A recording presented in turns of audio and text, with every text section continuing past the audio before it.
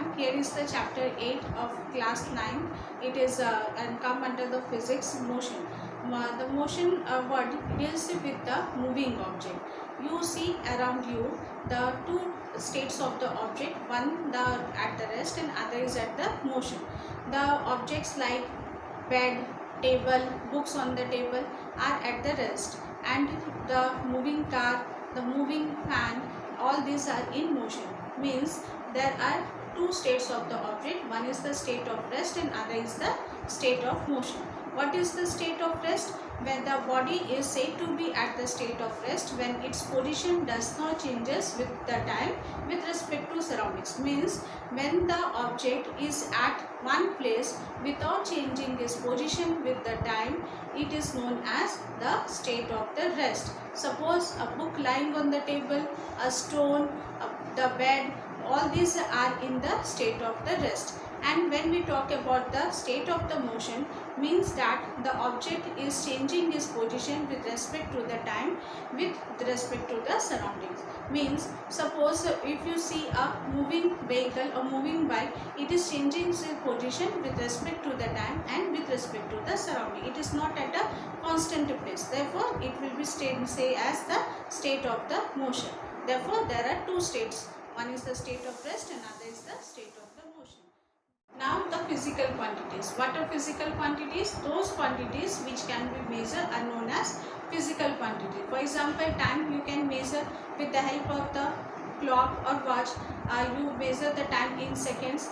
You can measure the length of an object and you can measure the distance between two places. These are the physical quantities, because the physical quantities are those quantities which can be measured. Time, temperature, density, volume, surface area, mass, weight, all the things can be measured. This comes under the physical quantities, and the physical quantities are classified into two groups. One is the scalar quantity and other is the vector quantity. What are scalar quantities? Those quantities which require only magnitude, not direction, are known as the scalar quantities. Means what is the direction? Because they have not any specific direction. That is, therefore the complete description only magnitude is required. What is magnitude? Magnitude is the numerical value of that physical quantity. Suppose if I am saying that the length of the line is 2 meter, that means the 2 meter is the magnitude of the length. If I am saying that the temperature is 100 Kelvin, that is, this is the magnitude of the temperature. Similarly, the other numerical values which are attached with the physical quantities are known as the magnitude of that physical quantity. This magnitude is only required in the scalar quantities.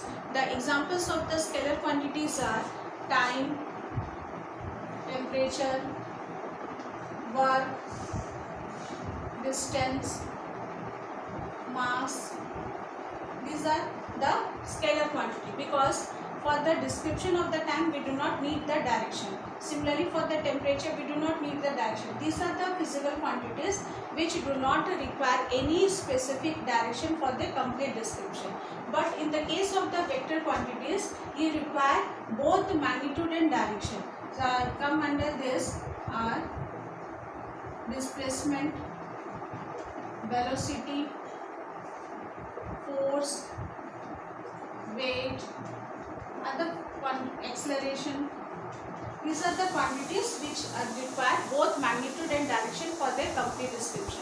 For example, in case of the force, if an object is lying on a table and you are applying force in this direction, and if another force is applying in this direction, so it means that for the force it is required that the direction must be specified, because here the force, if there is force 20 Newton and here is the force 20 Newton. Similar forces are acting on the object but the directions are different, therefore it is direction specific.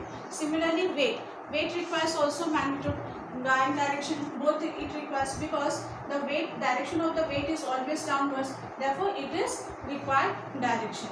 So these are the quantities which require both magnitude and direction. Means if the weight is 20 Newton, then it should be its direction is always downwards, therefore it is direction specific. Means the difference between scalar and vector quantities is that the scalar quantities require only magnitude, not direction, and vector quantities are that those require both magnitude and direction for their complete description. This require both magnitude and direction, and scalar quantities only magnitude for their description.